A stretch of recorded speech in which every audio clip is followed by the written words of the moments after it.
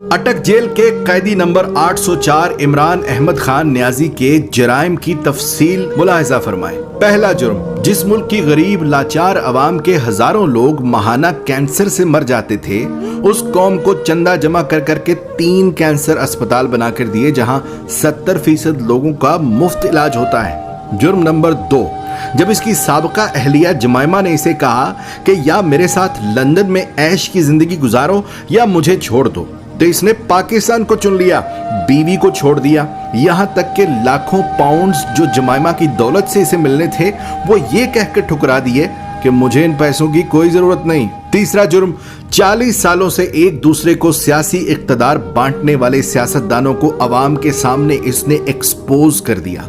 बच्चे को समझ आ गई कि ये लोग अवाम को बेवकूफ बनाकर बारियां लेते रहे और मुल्क को तबाह बर्बाद कर दिया। और जब इसे बार बार कहा गया कि तुम भी आओ, इसी निजाम का हिस्सा बन जाओ, आओ तीसरी बारी लेते रहो, तो इसने खुलकर इनकार कर दिया कि इस मुल्क और कौम को लूटने वालों के साथ इत्तेहाद नहीं करूंगा।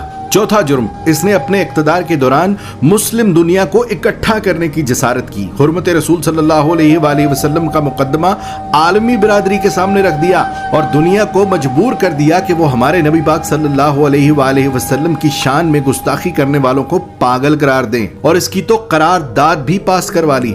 पांचवा जुर्म सुन लो, अपने इक्तदार के दौरान माल बनाने की बजाय गरीबों को 12-12 हजार रुपए देने शुरू कर दिए। हर खानदान को 10-10 लाख रुपए का मुफ्त इलाज करवाने के लिए सेहत कार्ड जारी कर दिए।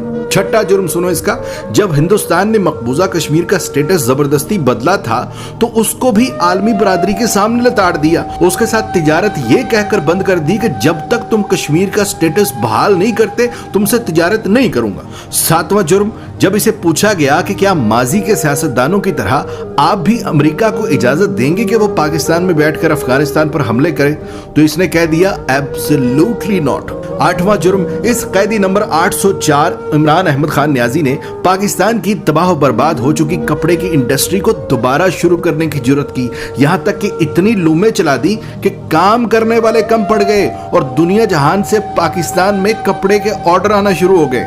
जुर्म नंबर 9, जब इसे इक्तदार से जबरदस्ती निकाल दिया, तब भी ये मुल्क छोड़कर भाग नहीं रहा था। हालांकि बार बार कहा गया कि चले जाओ यहां से, वरना अंजाम बुरा होगा, मगर इसने कहा कि कोई अपना घर भी छोड़कर कहीं जाता है और पाकिस्तान को ही अपना जीना मरना समझ लिया।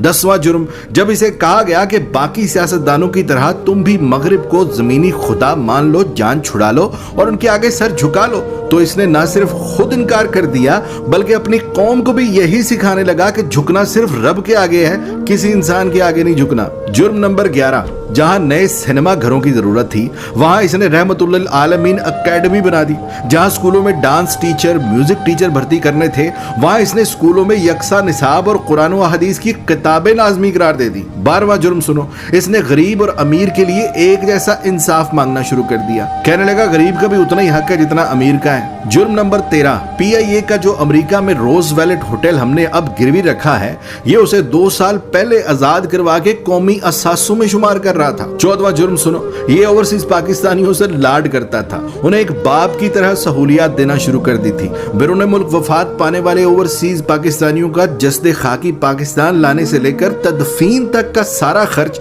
बैतुल माल से देने लगा। बैरून मुल्क जेलों में कैद पाकिस्तानियों को आजाद करा कर पाकिस्तान ला रहा था और यहां तक के ओवरसीज पाकिस्तानियों को वोट डालने का हक देने लगा था। जुर्म नंबर 15, इसने अपने हर उस साथी को छोड़ दिया जिसने करप्शन की।